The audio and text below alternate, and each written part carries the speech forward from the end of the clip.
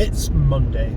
It's a wet Monday. It's a miserable, wet Monday morning. What a start. But today promises to be a very, very exciting day. In fact, I'm not even going to work. Look, I've got my PN t-shirt on. However, the excitement isn't so much for me, but for this chap. I love a bit of swinging. First of all, I've got to get to Boaty's house, and that's 2 hours to start with. And then we're going together on our biggest adventure to Wales, South Wales, Newport. It's going to be a very long one, and no doubt he's going to irritate the out of me.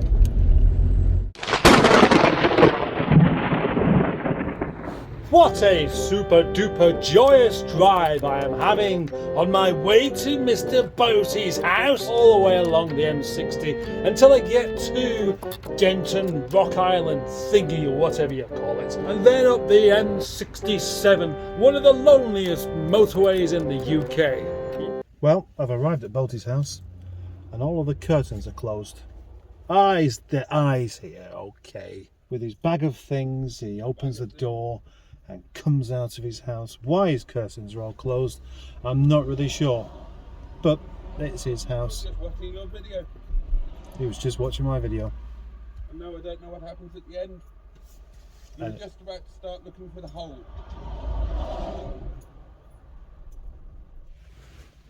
Boaty's socks, his car collection socks, isn't that cute? I always wear these socks when I collect a car. When I pulled up then and your curtains were closed, You thought I was still in bed. I thought either you was still in bed or dead or gone out to the shop, and that could take you a couple of hours. You know more than the live sat-nav does, do you? Yes. That's what you're saying. Yes. And so we're in slow-moving traffic at the moment because I didn't take on the instructions that you didn't give me about going the other way. You made it clear that you were not open to my instructions. You didn't actually start giving any instructions. Because you made it clear that you weren't open to them. I did. I said, I'll tell you where to go, and you said, no, I'll just follow this. Yeah, I did say that, yeah.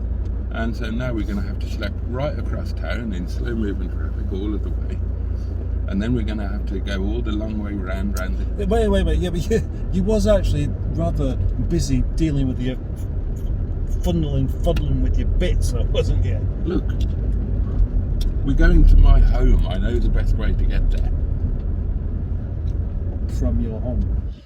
We're collecting Boaty's car, so he's paying for the fuel, and he's stood there with his eyebrows raising as it goes over £50. How much does he expect it's going to cost?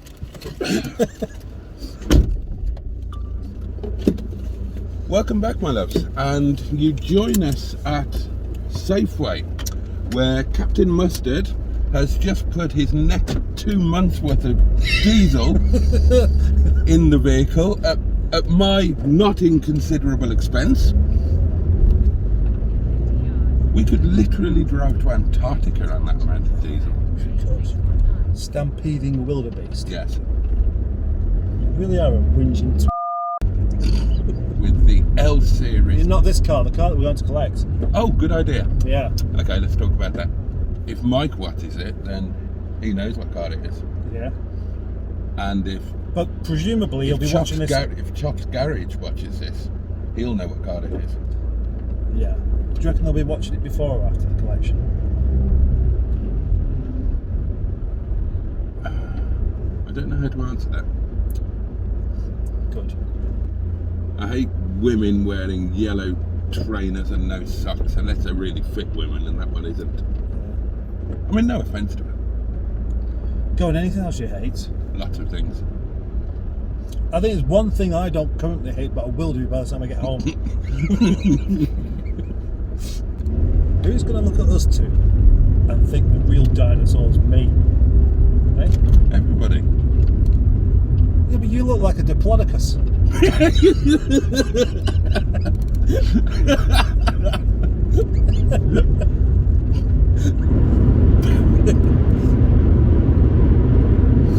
So we're getting that. Well, you're getting it, yeah. Land Rover Freelander diesel Series 1 with a facelift.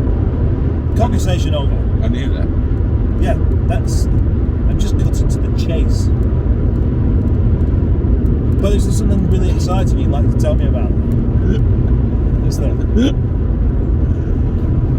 I've never owned one. That is exciting. Okay, what is your opinion on the first generation Freelander? Good question. Thank you. Well, I like the first generation Freelander. Why? I like its character. What about it? I like the way it drives. I like the way it looks. I like all the little detail in the dash. And I've driven both. And I like the Freelander 2 as well. But the Freelander 2 does feel a bit more generic, whereas the Freelander 1 feels like it feels like a Rover on stilts. Well, interestingly, interesting you say that, because the first generation facelift would be my Freelander of choice, partly for the reason that you mentioned. The Freelander 2 is too generic. The pre-facelift Freelander 1 is just too old-fashioned looking, too boring looking. Right-hand lane, please. I don't actually agree with that. Whereas the facelift, with its Discovery-esque front stance and duotone interior, is a fantastic thing. Although still, arguably, a crap car. It's not a crap car. Many people say it's a crap car. Well, many people think BMWs are reliable. They're probably the same people. Well, there's a point. It's got a BMW engine, hasn't it? Yes. So that's its Achilles heel. Yes, it has the M40.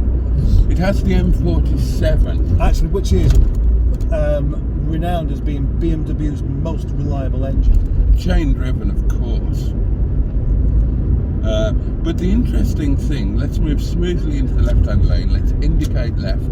Let's join the motorway. Will you carry on talking about your car rather than give up trying to give me instructions? Make sure you check your mirrors as you're that's it. Accelerate gently but firmly, and prepare to filter right onto the motorway. I'm already regretting this journey, I can tell you. I've been regretting it since we went the wrong way. Mind that, Larry. In a moment, you're going to stop talking about this Land Rover. Right, now the interesting thing about the M47 being a lump.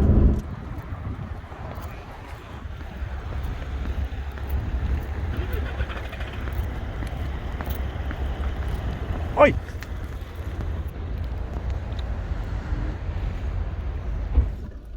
Little break there for a sandwich and a drink. Did you enjoy that? I enjoyed that very much. Thank you. Did you enjoy that car nearly running into the back of us? Well, I wasn't really aware of it. It would have been if he hadn't stopped. You don't like that man, do you not? And yeah, he made an attempt on the world bicycle speed record. You have a bicycle with a massive single gear. You ride behind a car with a great big shield, so there's no wind resistance.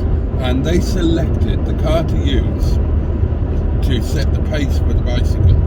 Twin plenum Rover SD1 Vitesse, which had a top speed easily capable of beating the world record, which was like 130 miles an hour, 131 I think it was. The record failed. Do you know why? The gearbox broke it. No, because they hadn't figured out that putting a massive shroud on the back of a car Would slow it down somewhat. And the bicycle could go quicker than the car. Yeah. And the car wouldn't go quick enough to break the record. An interesting little story about this stretch of road involving the Rover. I wasn't expecting that. Oh, Thank you, I enjoyed that one. I'm glad you enjoyed it. Well, I enjoyed it more than you can imagine. Splendid.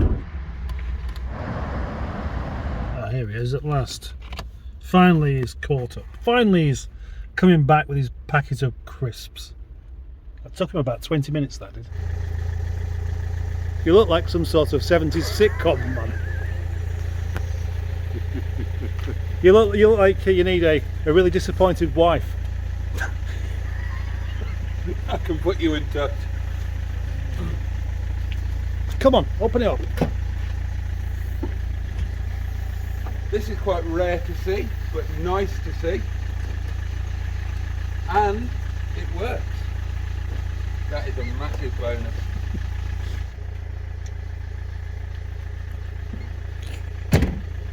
Are you enjoying yourself? Yeah.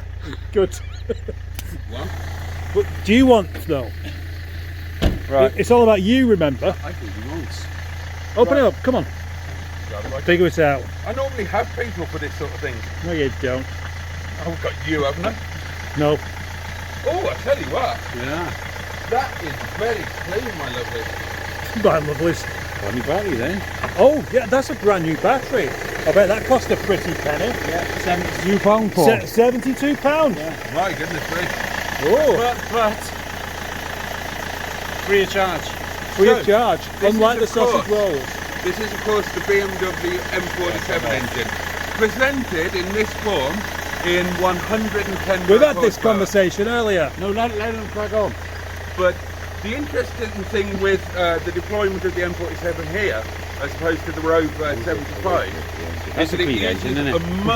much, Oh, sorry. it uses a much larger turbocharger. So, with the turbo that's fitted with this unit, you could very easily tune this to 190 brake. Taking it up an extra 20 or 30 is about as far as you can go. Will you stop doing that? I'm going to sit on your head.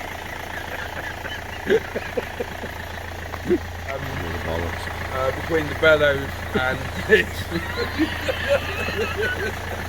Yeah. If only you was round people that didn't have a clue. Cut. Action.